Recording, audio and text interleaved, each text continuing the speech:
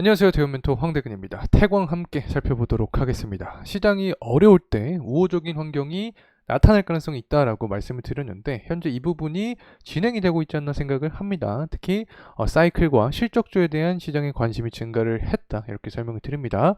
실제로 외국인이나 자금의 움직임이 나타나주고 있는 상황입니다. 앞으로 하반기에 주목할 포인트가 많이 좀 남아있지 않나 생각을 하고 있습니다. 특히 대형 3사라고 할 수 있겠죠. 한국 조선해양부터 삼성중공업 또 하나오션 관련된 어떤 실적주로서의 효과도 제대로 좀 받고 있다고 생각을 하고 있는데 하반기에 남아있는 이 밸류업에 대한 모멘텀도 확실히 받을 수 있을지 한번 금일 영상을 통해서 제대로 파헤쳐 보도록 하겠습니다. 자, 우선은 태광의 수급적인 측면을 보도록 할 텐데 외인부터 기관, 연기금까지 매집세가 쫙 붙어주고 있는 상황입니다. 계속해서 강조드렸던 조선 3사 이후에 기자재 쪽으로 순환매가 이루어질 가능성이 높다고 설명을 드렸었죠. 현재 이 부분이 유효하게 작용이 되고 있다 이렇게 설명을 드립니다. 실제로 가격적인 측면을 보게 됐을 때 6월 21일 날 강한 거래량이 좀 붙어주면서 상승에 대한 어떤 전환점을 만들어준 구간이 아닌가 이렇게 생각을 합니다. 그 이후에 가격 조정이 나왔고 지금까지 상승 탄력을 받고 있다. 특히 조선주 같은 경우에는 실적과 업황의 강세에 따라서 다른 조선주 혹은 기자재 업체들도 영향을 받을 수밖에 없다라고 설명을 드렸는데 이 부분에 대한 포인트가 지속적으로 막고 있다는 점 강조를 드리고 싶습니다.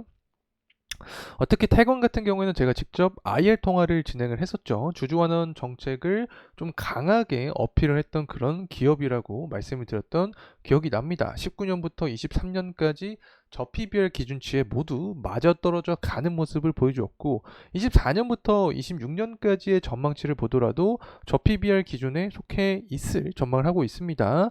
때문에 하반기 밸류 프로그램에 맞춰서 모멘텀도 나올 가능성이 있고 실제로 배당에 대한 상향 부분을 굉장히 강하게 어필을 해주셨는데 영업이익률이 증가를 하게 되면 그 증가분에 맞춰서 배당도 증가시키겠다라는 내용을 말씀을 해주셨기 때문에 하반기로 갈수록 이 태광의 방향성도 우리가 살펴볼 필요가 있지 않을까 말씀을 드립니다.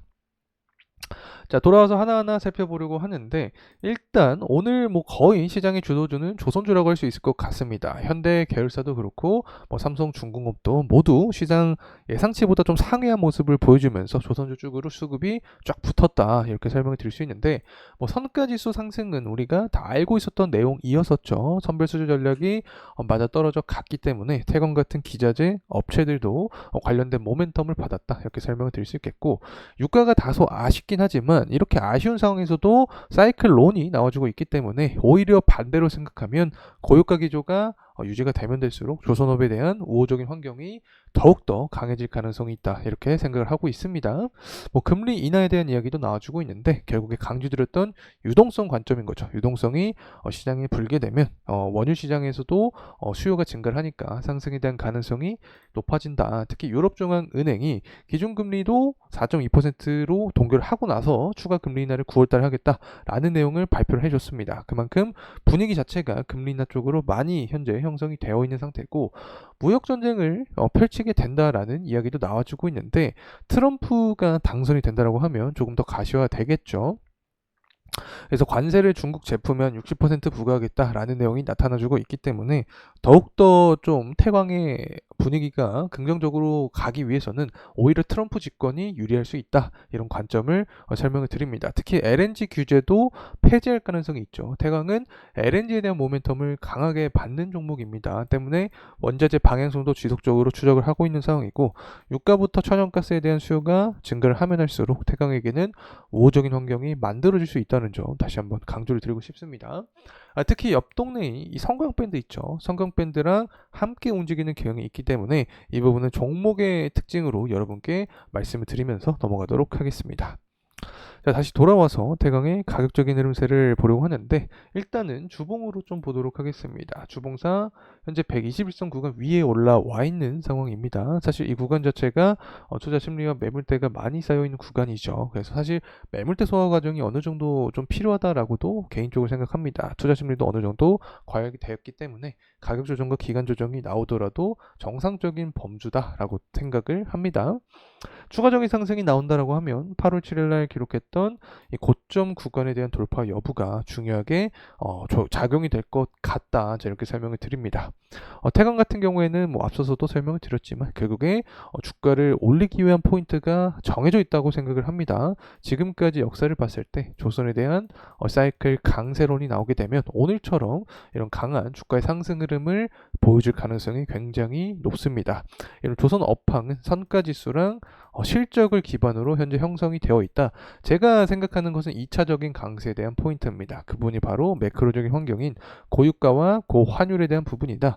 아직까지 고유가에 대한 기준은 나오지 않았습니다. 고유가가 나오게 되려면 80% 후반부나 90% 초반부까지 가격이 상승을 해야 되는데 아직은 그런 모습이 나타나지 않고 있죠. 그래서 원유 재고라든가 수요가 계속해서 증가하는 제조업 지표가 증가하는 모습이 나타나야 유가는 상승할 수 있다. 자, 이렇게 설명을 드릴 수 있겠고, 또 금리 인하 관점에서 봤을 때 실제로 9월 달에 하게 된다라고 하면 원자재 쪽으로 돈이 들어오니까 유가랑 천연가스가 상승할 수 있다. 다시 말하면 LNG 모멘텀이 발현이 되면서 태강 역시 상승에 대한 흐름이 나타날 가능성이 있다는 점 말씀을 드리고 싶습니다.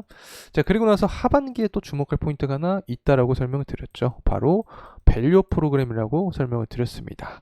저 PBR에도 속해 있을 가능성이 높고 특히 배당 자체를 좀 파격적으로 올릴 가능성도 있다라고 설명을 드렸습니다.